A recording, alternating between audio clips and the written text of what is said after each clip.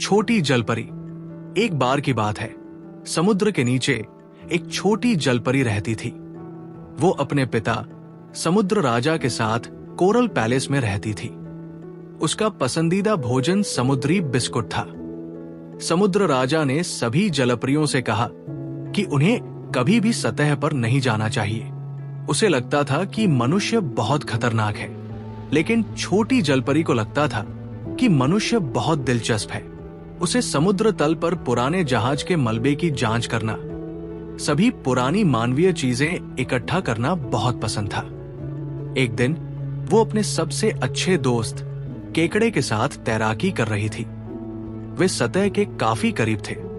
केकड़ा उसे बार बार कहता रहा कि वो अपना सिर पानी में रखे, जहां उसे रखना चाहिए। फिर उसने एक नाव को ऊपर से गुजरते देखा। वो करीब से देखने के लिए सीधे सतह पर चली गई। वो एक सुंदर युवक को अपने कुत्ते के साथ खेलते हुए देखती है। युवक एक राजकुमार था। जैसे ही छोटी जलपरी ने देखा, एक बड़ा तूफान आया और कुत्ते की रस्सी राजकुमार के हाथ से छूट गई। वो उसे पकड़ने के लिए आगे बढ़ा, लेकिन एक जोरदार छींटे के साथ पानी में गिर गया। कुत्ता जोर जोर से भौंक रहा था। राजकुमार और भी गहरे पानी में डूबने लगा। परेशानी यह थी कि वो बहुत खराब तैराक था। वास्तव में वो लगभग एक पत्थर जितना ही तैर सकता था, लेकिन छोटी जलपरी नीचे तैरकर आई और उसे उठा लिया। वो उसे वापस समुद्र तट पर ले आई और उसे बेहतर महसूस कराने के लिए धीरे से गाना गाया। एक बार युवक ने अपनी आंखें थोड़ी सी खोली और छोटी जलपरी ने देखा कि युवक उसकी ओर देख रहा था। फिर वो गहरी नींद में सो गया। जब वो उठा तो उसने खुद से वादा किया कि वो उस लड़की को ढूंढ लेगा जिसने उसे बचाया था। वो उसका शुक्रिया अदा करना चाहता था। उसने बहुत देखा, लेकिन उसे नहीं पाया। वो नहीं जानता था कि जिस लड़की ने उसे बचाया था वो राज्य में नहीं, बल्कि उसके नीचे थी, समुद्र में। जब समुद्र राजा को पता चला कि छोटी जलपरी सतह पर गई है, तो वो क्रोधित हो गया। वो केवल उसकी रक्षा करना चाहता था, इसलिए उसने फैसला किया कि वो हमेशा के लिए मनुष्यों में उसकी रुचि को रोक देगा। उसने अपने जादुई त्रिशूल का इस्तेमाल किया और उसके सभी मानव खजानों को टुकड़े टुकड़े कर दिया। छोटी जलपरी बहुत परेशान थी और अपने सभी टूटे हुए खजानों को देखकर फूट फूट कर रोने लगी। फिर उसने सोचा कि अगर वो और अधिक देखने के लिए एक बार फिर सतह पर वापस जा सके तो कितना बढ़िया होगा। एक दिन वो अकेले तैर रही थी जब उसकी मुलाकात समुद्री चुड़ैल से हुई, जिसने कहा कि वो 3 दिनों के लिए छोटी जलपरी को इंसान में बदल सकती है। ये एक दिलचस्प विचार है, उसने सोचा। समुद्री चुड़ैल ने अपना जादू चलाया और अपनी जलपरी की पूंछ को पैरों में बदल दिया। वो किनारे पर तैर गई और जैसा कि आप कल्पना कर सकते हैं, जलपरी की पूंछ के बिना ये आसान नहीं था। जब वो समुद्र तट पर पहुंची तो उसे अपने नए पैरों का उपयोग करना सीखना पड़ा।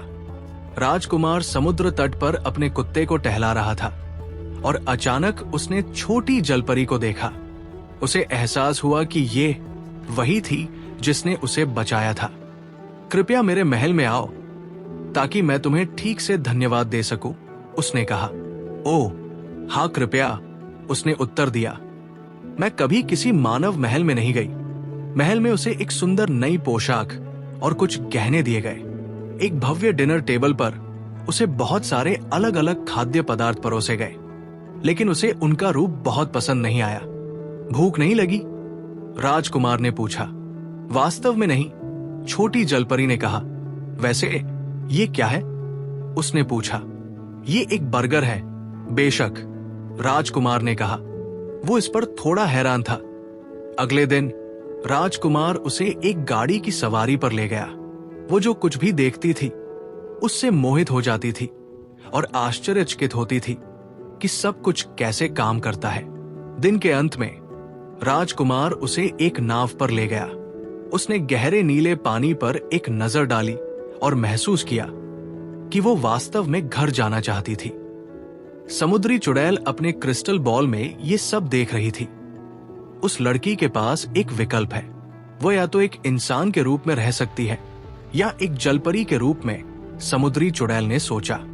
मुसीबत ये थी कि छोटी जलपरी वास्तव में राजकुमार को पसंद करती थी और राजकुमार भी वास्तव में उसे पसंद करता था। उसके कुत्ते को भी जलपरी पसंद थी। फिर अचानक उसका सबसे अच्छा दोस्त केकड़ा नाव के किनारे तैर कर आया। वो उदास दिख रहा था। तब उसे पता चला कि उसे क्या करना चाहिए। उसे पता था कि उसे अपने परिवार और दोस्तों की बहुत याद आएगी। इसलिए उसने राजकुमार को धन्यवाद दिया और उससे कहा कि उसे घर जाना है। जैसे ही सूरज क्षितिज के नीचे चला गया, उसके पैर फिर से पूंछ में बदल गए और वो फिर से जलपरी बन गई। फिर उसे बहुत भूख लगी और वो कुछ स्वादिष्ट समुद्री बिस्कुट खाने के लिए इंतजार नहीं कर सकती थी। वो खुशी खुशी समुद्र के नीचे कोरल पैलेस में अपने परिवार और दोस्तों के पास वापस तैर गई। आखिरकार वो वास्तव में जलपरी थी। कहानी की सीख, आपको अपने दिल की सुननी चाहिए और प्यार की शक्ति पर विश्वास करना चाहिए।